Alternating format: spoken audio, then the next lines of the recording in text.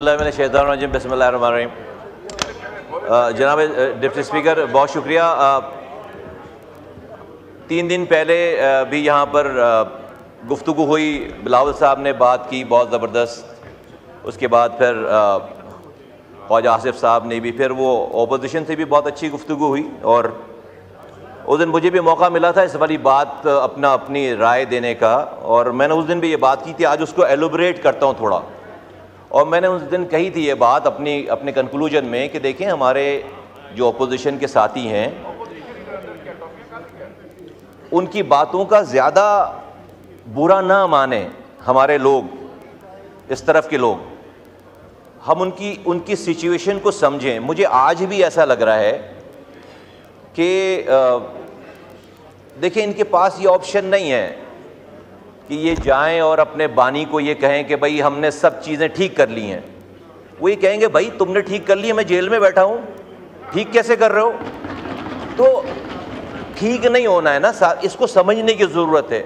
Just we all should put our feet in their shoes actually. Sir, ये जो हम ठीक करने के चक्कर में लगे हुए हैं ना, ये बाय डिफ़ॉल्ट ही ठीक हो नहीं सकता। इसको समझने की ज़रूरत है। और उस तरह, अच्छा, हम ये क्यों कह रहे हैं? हमें इसका तजुर्बा है, हमें इसका तजुर्बा है। हमने भुगता हुआ है सारा कुछ। जो ये आज मैं इसको एक्सप्लेन नहीं करता बहुत ज़्यादा, और हमारे दोस्त जो है वो इस पर नाराज़ ना हो। मैं एक सब्जेक्टिव बात कर रहा हूँ मैं, कि इसको समझ, क्योंकि पाकिस्तान का मसला है, इससे नुकसान हो रहा है पाकिस्तान को और आगे भी होगा। तो हमारे तजुर्बात से कुछ फ़ायदा उठा लीजिए।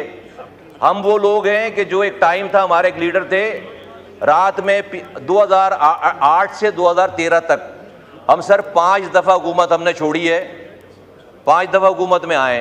क्या है भाई, गुस्सा आ गया, रात में प्रेस कॉन्फ्रेंस करो हुकूमत के खिलाफ। चलो भाई, मुस्तफ़ा कमाल प्रेस कॉन्फ्रेंस कर रहे हैं, धुआंधार तकरीर पीपल्स पार्टी के खिलाफ। एक रहमान मलिक के साहब की कॉल गई है सुबह, मुस्तफ़ा कमाल खड़े होकर रहमान मलिक के ऊपर फूलों की पत्तियां निछावर कर रहे हैं। जिस रात में प्रेस कॉन्फ्रेंस कर रहे हैं, सुबह फूलों की पत्तियां निछावर कर रहे हैं। तो हमें ये तजुर्बा है, क्योंकि कुछ लोग अनफॉर्चुनेटली सर, और शायद लीडरान, बड़े लीडरान की शायद इसी तरह की मेंटालिटी हो जाती हो कि वो कहते हैं अगर मैं नहीं तो फिर कुछ भी नहीं। तो हमें, ये पाकिस्तान का मसला है, ये हो नहीं सकता। मैं मुझे जब ये देखता हूँ इन भाइयों को, सब लोगों को, मुझे इनसे बड़ी हमदर्दी है, क्योंकि हम ये भुगते हुए हैं, हमने भुगता है। लेकिन ये हो नहीं सकता कि ये जाकर अपने बानी को कहें कि हमने आज बड़ी ज़बरदस्त तकरीर की है, बड़ी अफ़वाह व तफ़हीम की बात की है, हमने पाकिस्तान को आगे ले जाने की बात की है, हमने आपस में बैठकर जो है वो एग्रीमेंट कर लिया, कमेटी बन गई है और मसले रिजॉल्व हो गए। नहीं, वो कहेंगे भाई कैसे मसले, मैं जेल में बैठा हूँ, तो मसले रिजॉल्व कर रहे हो? तो ये हो नहीं सकता। तो सर, मेरी चंद गुजारिशात हैं। एक तो हमारे इस तरफ के दोस्तों को हालात की नज़ाकत को समझकर उस हिसाब से डील करें, और उस हिसाब से इनसे बात करें, और इनके ऊपर उतना ही बोझ डालें जितना ये बेचारे इसको बर्दाश्त कर सकते हैं। मैं सर ये कहना चाहता हूँ कि आज अगर आप देखें कि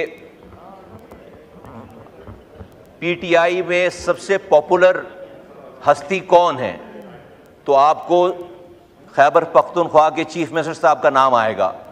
क्यों? उन्होंने बड़ी गवर्नेंस में बड़ी कारकर्दगी जो है वो दिखा दी है?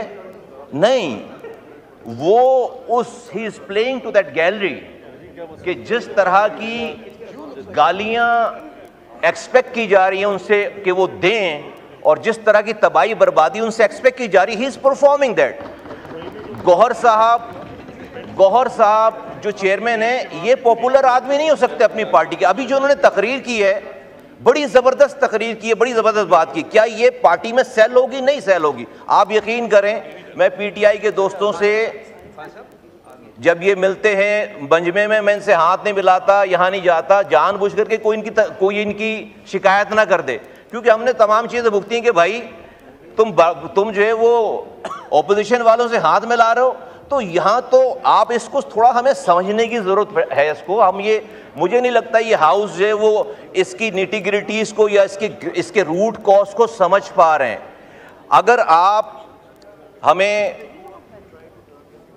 थोड़ा सा मौका दें तो हमारे पास इसका तजुर्बा है, हमने एक केस डील किया हुआ है और हम उस पर अपने तजुर्बात की रोशनी में इन दोस्तों को मैं ये मशवरा देना चाहता हूं, मैं रिक्वेस्ट करना चाहता हूं। देखिए, कोई भी लीडर है, चाहे वो इधर है या उधर है, वो इस मुल्क का सासा है। हमारे इख्तलाफात हो सकते हैं, बानी पीटीआई के फॉलोअर्स हैं, उनके वोटर्स हैं, वो पाकिस्तानी हैं, मैं उनको भी पाकिस्तान का एसेट समझता हूं। मैं इनको कहता हूं कि उनको ज़ाया होने से बचाइए। हमने ज़ाया किया है, मैं इनको कहता हूं उनको ज़ाया होने से बचाइए।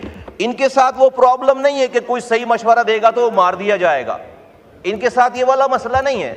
आज इनको अपने लीडर, अपने बानी के ख्यालात और उनकी बातों पर लब्बैक मनो अनलब्बैक कहने के बजाय उनसे थोड़ी सी बाहर की सिचुएशन को बैठकर उनको डिस्कस करके उनको समझाने की ज़रूरत है। उनके मूड के खिलाफ बात करने की ज़रूरत है और कहने की ज़रूरत है कि भाई पाकिस्तान अभी कहीं नहीं जा रहा, ये 2-4 साल या वोटेवर जितना भी टाइम लगता है उसके बाद बाहर आके उन्होंने सियासत करनी है। वरना सर मैं आपको बता रहा हूं कि इनमें से फिर बहुत सारे लोग फ्रस्ट्रेट होकर, बहुत सारे लोग तंग आकर आहिस्ता आहिस्ता अच्छे लोग पार्टी छोड़ेंगे और एक टाइम आएगा कि आपको अपने लीडर से जो है वो दूर जाना पड़ेगा। हमारी मिसाल हमने ज़ाया किया है लेकिन हमारे यहाँ मसला था, हमने अपनी पूरी कोशिश की, लेकिन सेंस प्रिवेल नहीं करता था वहाँ पे। यहाँ पे वो सिचुएशन नहीं है। तो मैं इनसे रिक्वेस्ट करता हूँ कि खुदा के वास्ते आप जो है वो उनके मूड के मुताबिक ना चले। अब ये जो ट्वीट की बात हो रही है, ये ट्वीट क्या है? ये ट्वीट इसलिए है कि भाई 2-3 दिनों के अंदर कमेटी बन गई थी, स्पीकर साहब ने ज़बरदस्त रोल प्ले किया। मैंने ऑपोजिशन के लीडरों के बयानात देखे कि उन्होंने स्पीकर साहब ने जो उनके साथ ट्रीटमेंट की, उनको डिनर पेश किया, उनके साथ अच्छा सलूक किया, उसके स्टेटमेंट्स चल रही थी, अच्छी बातें चल रही थी। फिर एक कमेटी बन गई जहां पर सब लोगों ने, आपको पता है जो भी एपिसोड हुआ है वहां पर सारी पार्टीज ने खड़े होकर उसके ऊपर जो है उसको इस अमल को कंडेम किया है, इसके खिलाफ बात की है। ये सब कुछ जो है वो मैं समझता हूं कि बानी जो हैं उनको ये सूट नहीं करती। ये तो सब अमन की तरफ जा रही है बात, ये तो रिकंसिलेशन की तरफ बात जा रही है। तो उनको ये अच्छा नहीं लग रहा होगा, लगता है कि भाई ये ऐवान बगैर गालम गलोच के चले। ये ऐवान इनको इसलिए एमएनएज नहीं बनाए कि ये जो है वो कानून साजी करें, इसलिए एमएनएज लोगों ने बनाया है उनके हिसाब से कि वो हैं तो ये एमएनए हैं, वो हैं तो पाकिस्तान है, वो हैं तो ये आइन है। उनसे शुरू होती है बात, सारा मसला ये।